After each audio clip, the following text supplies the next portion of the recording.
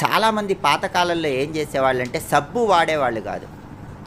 సబ్బు ఎందుకు వాడేవాళ్ళు కాదంటే, సబ్బు అనేది మురికిని పోగొడుతుంది. కానీ శరీరం మీద 2 ప్రత్యేకమైనటువంటి పొరలు ఉంటాయి. మనం సబ్బు ఎక్కువగా వాడినప్పుడు ఆ 2 పొరలు కూడా క్రమక్రమంగా వాటిలో ఉన్న రసాయనాలు కోల్పోతాయి. దానివల్ల అనేక రకాలైన ఇబ్బందులు శరీరానికి ఎదురవుతాయి. మృదుత్వం శరీరానికి తగ్గిపోతుంది. అందుకే చాలా వరకు ఏం చేసేవాళ్ళంటే సబ్బు రాసుకోకుండా ఆమలక చూర్ణం అని పాతకాలంలో రాసుకునేవాళ్ళు. అంటే ఉసిరికాయ పొడి. ఉసిరికాయ పొడి శరీరానికి రాసుకొని పాతకాలంలో స్నానం చేసేవాళ్ళు. అప్పుడు ఉసిరికాయ పొడిలో ఉన్నటువంటి ఔషధియుక్తమైన గుణాలు ఆరోగ్యాన్ని కలిగింపజేస్తాయి.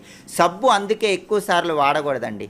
చాలామంది ఊరికే సోప్తో చేతులు వాష్ చేసుకుంటూ ఉంటారు. సబ్బు ఎక్కువ వాడితే అక్కడ పైన ఉన్నటువంటి రసాయనాలు అనేవి చర్మంలో తొలగిపోయి చర్మం అనేది మృదుత్వం కోల్పోతుంది. కాబట్టి